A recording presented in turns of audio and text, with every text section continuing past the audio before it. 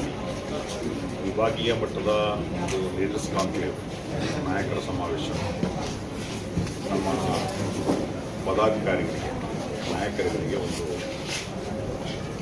ಸಮಾವೇಶ ಕಾರ್ಯಕ್ರಮ. ಈ ಕಾರ್ಯಕ್ರಮದಲ್ಲಿ ನಮ್ಮ ಮುಂದಿನ ಪಕ್ಷದ ಏನು ಆಗುವುದಿದೆ, ಪಕ್ಷವನ್ನು ಸಂಘಟಿಸುವ ವಿಚಾರಧಾರೆಗಳಿರ್ಬೋದು, ಮುಂದಿನ ಚುನಾವಣೆಗಳಲ್ಲಿ ನಮ್ಮ ನಾಯಕರನ್ನು ಕಾರ್ಯಕರ್ತರನ್ನು ತಯಾರು ಮಾಡುವುದಿರ್ಬೋದು, ಎಲ್ಲ ವಿಚಾರಗಳ ಬಗ್ಗೆ ಬೆಳಕು ಚೆಲ್ಲುವಂಥ ಒಂದು ಕಾರ್ಯಕ್ರಮ. ಈ ಕಾರ್ಯಕ್ರಮದಲ್ಲಿ ನಮ್ಮ ರಾಷ್ಟ್ರೀಯ ಅಧ್ಯಕ್ಷರು ನೇರವಾಗಿ ನಮ್ಮ ನಾಯಕರೊಂದಿಗೆ ಒಂದು ಸಮಾಗಮ ಮಾಡುವಂಥ ಒಂದು ಕಾರ್ಯಕ್ರಮ, ಅವರ ಭೇಟಿಯ ಕಾರ್ಯಕ್ರಮ ಮತ್ತು ಅವರ ಏನಾದರೂ ಪ್ರಶ್ನೆಗಳಿದ್ದರೆ ಅದು ಉತ್ತರಿಸುವ ಕಾರ್ಯಕ್ರಮ. ಅಂದರೆ ನಮ್ಮ ರಾಷ್ಟ್ರೀಯ ನಾಯಕರು ಇಡೀ ದೇಶಾದ್ಯಂತ ಈ ರೀತಿ ನಾಯಕರೊಂದಿಗೆ ಸಮ್ಮೇಳನ ಕಾರ್ಯಕ್ರಮವನ್ನು ಮಾಡ್ತಾಯಿದ್ದಾರೆ. ಇವತ್ತು ಗದಗದಲ್ಲಿ ವಿಭಾಗೀಯ ಮಟ್ಟದಲ್ಲಿ ಒಟ್ಟಿನಲ್ಲಿ ಕಾರ್ಯಕರ್ತರು ಮತ್ತು ನಾಯಕರನ್ನು ಒಂದು ಬೆಸೆಯುವ ಮತ್ತು ಬೆಳೆಯುವ ಕಾರ್ಯಕ್ರಮ. ಮತ್ತು ಪಕ್ಷದ ಬಗ್ಗೆ, ಪಕ್ಷದ ನೀತಿ ನಿರೂಪಣೆಗಳ ಬಗ್ಗೆ, ಪಕ್ಷದ ಏನು ಅಲಯನ್ಸ್ಗಳ ಬಗ್ಗೆ ಏನೇ ವಿಚಾರಗಳಿದ್ದೋ ಅದನ್ನು ಹಂಚಿಕೊಳ್ಳುವಂತಹ ಒಂದು ಕೆಲಸ ಆಗಿರುತ್ತೆ. ಮತ್ತು ಮುಂದಿನ ಏನು ನಮಗೆ ಮುಂದೆ ಸಾಲವಾಗಿ ಚುನಾವಣೆ ಬರ್ತಿದೆ, ತಾಲೂಕು ಪಂಚಾಯತಿ ಚುನಾವಣೆ, ಗ್ರಾಮ ಪಂಚಾಯತ್ ಚುನಾವಣೆ, ಅದೇ ರೀತಿ ಏನು ನಗರ ಸ್ಥಳೀಯ ಸಂಸ್ಥೆಗಳ ಚುನಾವಣೆ, GBA ಚುನಾವಣೆ, ಮುಂದೆ 2028 ಅಸೆಂಬ್ಲಿ ಚುನಾವಣೆ, ಈ ಎಲ್ಲ ಚುನಾವಣೆಗಳನ್ನು ದೃಷ್ಟಿಯಲ್ಲಿಟ್ಟುಕೊಂಡು ನಮ್ಮ ಕಾರ್ಯಕರ್ತರನ್ನು ನಾಯಕರನ್ನು ಕೂಡ ಅದಕ್ಕೆ ತರಬೇತಿಗೊಳಿಸುವ, ಅದಕ್ಕೆ ಉತ್ತೇಜನಗೊಳಿಸುವಂತಹ ಒಂದು ಕಾರ್ಯಕ್ರಮ.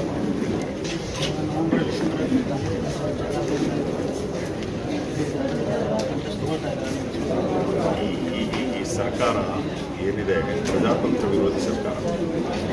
ಇವರು ಕಾಂಗ್ರೆಸ್ ಸರ್ಕಾರ ಇಲ್ಲಿದೆ, 3 ವರ್ಷ ಆಯಿತು ಆಡಳಿತ.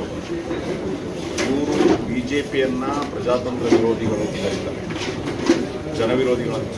ಇವರು BJPಗಿಂತ ಕಡುಭ್ರಷ್ಟರು ಮತ್ತು ಜನವಿರೋಧಿಗಳು ಮತ್ತು ಪ್ರಜಾತಂತ್ರ ವಿರೋಧಿಗಳು. ಏನು ಸ್ಥಳೀಯ ಸಂಸ್ಥೆಗಳೇನಿದೆ ಅದು ಅಧಿಕಾರ ವಿಕೇಂದ್ರೀಕರಣ ಒಂದು ಅಂಶ ಆಗುತ್ತೆ. ಅಂದರೆ ಜನರ ಬಳಿಗೆ ಅಧಿಕಾರವನ್ನು ತೆಗೆದುಕೊಳ್ಳುವ ಒಂದು ವಿಷಯ. ಇವತ್ತು ಜಿಲ್ಲಾ ಪಂಚಾಯತ್, ತಾಲೂಕು ಪಂಚಾಯತ್ ಚುನಾವಣೆ ನಡೆಯುತ್ತದೆ, ಎಷ್ಟೋ ವರ್ಷಗಳಾಯಿತು. ಬೆಂಗಳೂರು BBMP ಚುನಾವಣೆ ನಡೆದು 7-8 ವರ್ಷ ಆಯಿತು. ಸ್ಥಳೀಯ ಸಂಸ್ಥೆಗಳು, ಅರ್ಬನ್ ಲೋಕಲ್ ಬಾಡೀಸ್ ಮುಗಿದು ಈಗಾಗಲೇ 5-6 ತಿಂಗಳಾಗಿದೆ. ಯಾಕೆ ಚುನಾವಣೆ ನಡೆಸೋದಿಲ್ಲ ಅಂದರೆ ನಾನು ನೇರವಾಗಿ ಹೇಳ್ತೇನೆ, ನೀವು ಪ್ರಜಾತಂತ್ರ ವಿರೋಧಿಗಳು ಈಗಾಗಲೇ ಸ್ಪರ್ಧೆ ಜನವಿರೋಧಿಗಳು. ಇವತ್ತು ಇವರು ಕೇಂದ್ರ ಸರ್ಕಾರದಿಂದ 15ನೇ ಹಣಕಾಸು ಸ್ಥಳೀಯ ಸಂಸ್ಥೆಗಳಿಗೆ ಬಿಡುಗಡೆ ಆಗಿಲ್ಲ ಅಂತ ಹೇಳ್ತಾರೆ. ಏನು 15ನೇ ಹಣಕಾಸಿನ ನಿಯಮ ಏನು ಹೇಳ್ತದೆ ಅಂತಂದರೆ, ಅವರು ಹಣಕಾಸನ್ನು ಬಿಡುಗಡೆ ಮಾಡಲಿಕ್ಕೆ ಜನಪ್ರತಿನಿಧಿಗಳ ಒಂದು ಆಡಳಿತ ಇರ್ತದೆ. ಅದು ಗ್ರಾಮ ಪಂಚಾಯತಿಯಲ್ಲಿ, ಸ್ಥಳೀಯ ಸಂಸ್ಥೆಗಳಲ್ಲಿ ಜನಪ್ರತಿನಿಧಿಗಳ ಒಂದು ಆಡಳಿತ ಇದ್ದರೆ ಮಾತ್ರ ಅವರು 15ನೇ ಹಣಕಾಸು ಬಿಡುಗಡೆ ಆಗೋದು. ಇವರು ಅಧಿಕಾರಿಗಳಿಗೆ ನುಂಗಿ ನೀರು ಕುಡಿಲಿಕ್ಕೆ ಅವರು 15ನೇ ಹಣಕಾಸು ಬಿಡುಗಡೆ ಮಾಡೋದು.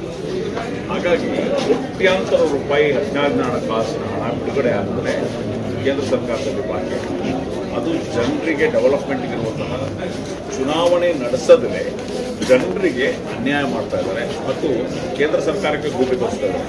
ಫಸ್ಟ್ ನೀವು ಏನು ಕಂಡೀಷನ್ ಇದೆ, 15 ಫೈನಾನ್ಸನ್ನು ಗ್ರ್ಯಾಂಟನ್ನು ರಿಲೀಸ್ ಮಾಡಿಕೊಳ್ಳೋ ಕಂಡೀಷನ್ ಏನಿದೆ, ಆ ಕಂಡೀಷನ್ ಏನು ಅಂತಂದರೆ ಲೋಕಲ್ ಬಾಡೀಸ್ ಇರಬೇಕು, ಎಕ್ಸಿಸ್ಟಿಂಗ್ ಇರಬೇಕು.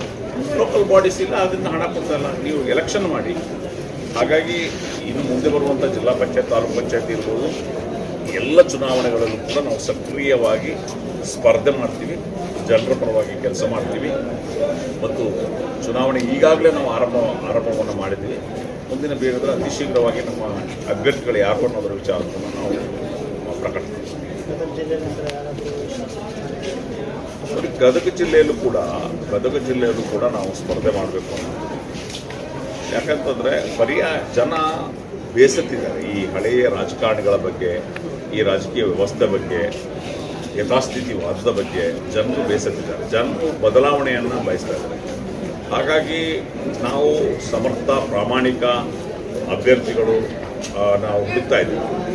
ಒಳ್ಳೆಯ ಅಭ್ಯರ್ಥಿ ಸಿಕ್ಕಿದರೆ, ಸಮರ್ಥವಾಗಿ ಕೆಲಸ ಮಾಡಬಲ್ಲ, ಗದಗ ಜನರ ಆಶೋತ್ತರಕ್ಕೆ ಕೆಲಸ ಮಾಡಬಲ್ಲ ಅಭ್ಯರ್ಥಿಗಳೇ ನಮಗೆ ನಾವು ನೋಡ್ತೇವೆ. ಆಗ ಸಮರ್ಥ ಅಭ್ಯರ್ಥಿ ಸಿಕ್ಕಿದ್ರೆ ನಾವೆಲ್ಲ ಸ್ಪರ್ಧೆ ಮಾಡ್ತೀವಿ. ಮಾತ್ರ ಅಲ್ಲ, 2028ರ ಚುನಾವಣೆಯಲ್ಲಿ ಬಹುತೇಕ ಎಲ್ಲ ಕಡೆಗಳಲ್ಲೂ ಕೂಡ ನಾವು ಚುನಾವಣೆಯನ್ನು ಸ್ಪರ್ಧೆಯನ್ನು ಮಾಡಬೇಕು ಅಂತ ಇದ್ದೀವಿ.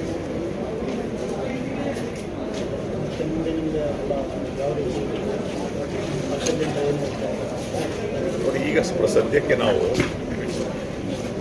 ಈ ತಿಂಗಳಲ್ಲಿ ಏನು ಅಂದರೆ SIR ಕರ್ನಾಟಕದಲ್ಲಿ ಆರಂಭವಾದ ನಂತರ ಮತದಾರರು ತುಂಬ ಸಂಕಷ್ಟಕ್ಕೀಡಾಗಿದ್ದಾರೆ, ಅರಿವಿನ ಕೊರತೆ ಇದೆ.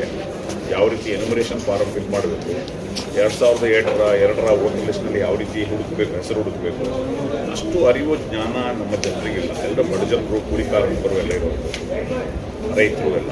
ಹಾಗಾಗಿ ಅವರಿಗೆ ಸರಿಯಾದ ಮಾರ್ಗದರ್ಶನ ನೀಡುವಂಥ ಕೆಲಸ, ಎನ್ಯುಮರೇಷನ್ ಫಾರಮನ್ನು ಫಿಲ್ ಮಾಡುವಂಥ ಕೆಲಸ